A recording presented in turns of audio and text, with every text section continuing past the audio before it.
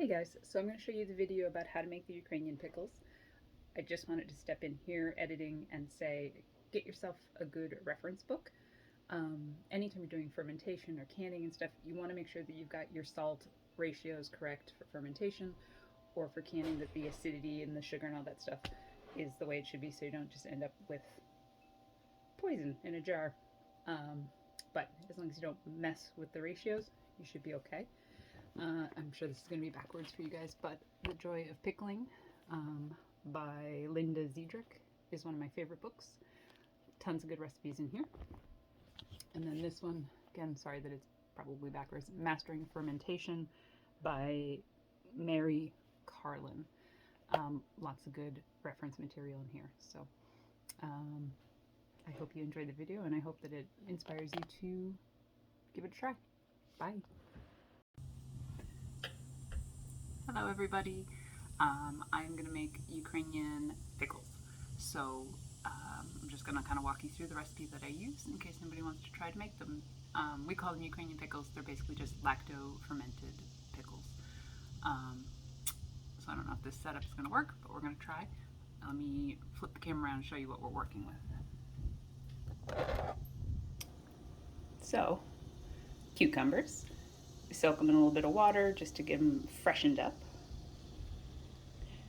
Sea salt, some dill heads, a variety of spices. Okay, so this is dried dill seed from last year's garden, whole black peppercorns, bay leaves because the Japanese beetles destroyed my grape leaves. But basically you need something with some tannin to help keep them crisp. You can use oak leaves, you can use grape leaves, or bay leaves if that's all you have. Cumin, and then some yellow mustard seed. This is what they will become eventually. They are delicious, tangy, crispy, and really, really healthy for you. A pot to mix stuff in, and then these guys over here. Oh, and most important, garlic. So basically, we want to stuff the jars with the spices first, garlic, as much as you like, and get them prepared for everything else. So I'm going to pause and get it all set up for you, okay? Okay, part two. So we need 5 cups of water. You want to use cool water, and you want to use water that does, so that's a lot of my boobs, water that doesn't have chlorine in it. So if you have city water, maybe pour it and let it sit to let the chlorine come out. Or if you have well water, that's fine. Basically, chlorine's going to stop some of the fermentation, so you don't want that. Same reason why you use sea salt. You don't want to use table salt with iodine in it because the iodine will also kill the bacteria. So I just use this sea salt from Costco.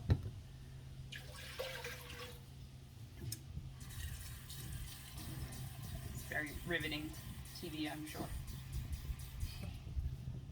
All right. So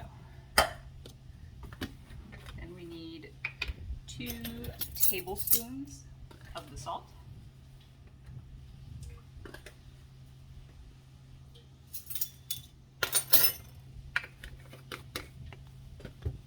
Basically, you just kind of whisk that until all the salt dissolves.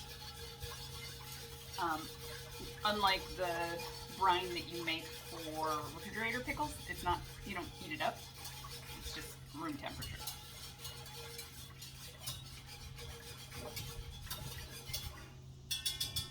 Okay, so now we want to pack the jar. I've got some dill heads from the garden, shove those guys in there. I've got a bunch of garlic that I peeled from our garden. Okay. I got some bay leaves. A little dill seed. A little cumin seed.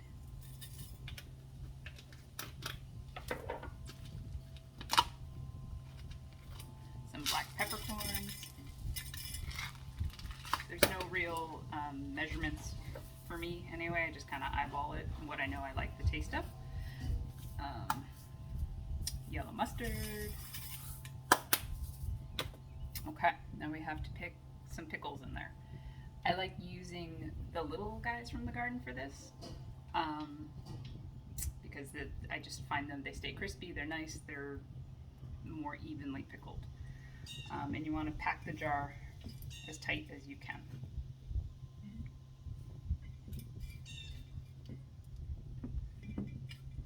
I'll pick it up and show it in a second. These are a mix of Chicago pickling cucumbers, Boston pickling cucumbers, and these are silver slicers. And they all make pretty good. Now some people will talk about, you know, this is the dried blossom from the cucumber, you don't want that in there.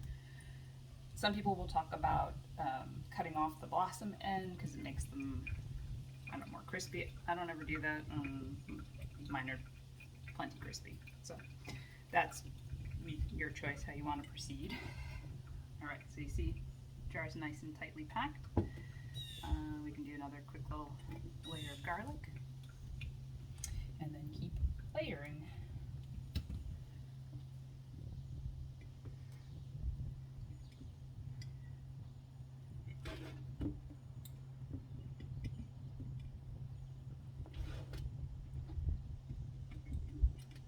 It's a little bit of an art form to packing these jars because you want to get them as full as possible. And then you want everything to stay submerged under the brine. Alright,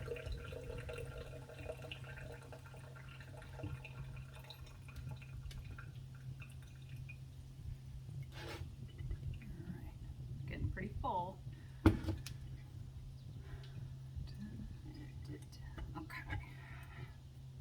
so that is pretty full. One of the things you can use, this is a canning weight, and basically that will keep everything under the brine. You can also fill a plastic bag with more of the brine and lay it on top. You can be really concentrated in your arrangement and just kind of make sure everything stays wedged.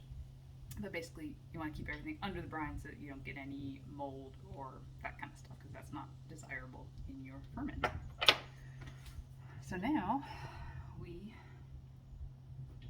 fill it up with brine.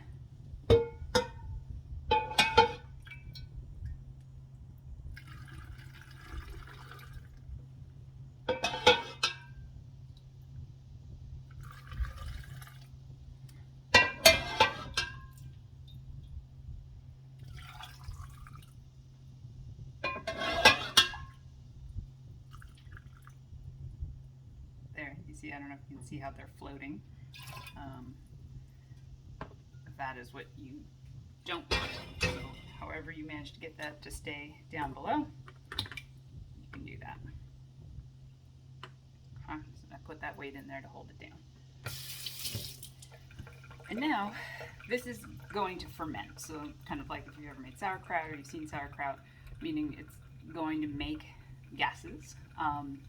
So you want to either cover it with a cheesecloth or very lightly with a lid so that the air can still get in and out. You can also use these, which are specialized fermenting lids. Basically you put it on, pump the air out, and then it just allows it to outgas. So you have your choice of things that you want to use. And this needs to sit in a, you know, coolish, out of sunlight.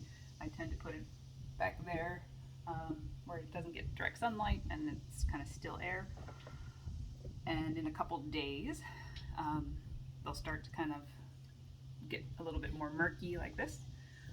After about like 3 to 5 days, you can taste them. The longer you let it sit, the more fermented and sparkly and prickly it's going to become. So it's basically just kind of taste testing along the way, and then put a cap on them and store them in the fridge. So obviously this video is not to replace you going and getting a book and reading about how to do fermentation, but it's just to kind of show you how simple it really is, and it's definitely worth trying when you have a glut of cucumbers. I'm also going to do something very similar with jalapenos, so then you can make fermented hot sauces. All right, I hope you try it and let me know how it works out. Bye.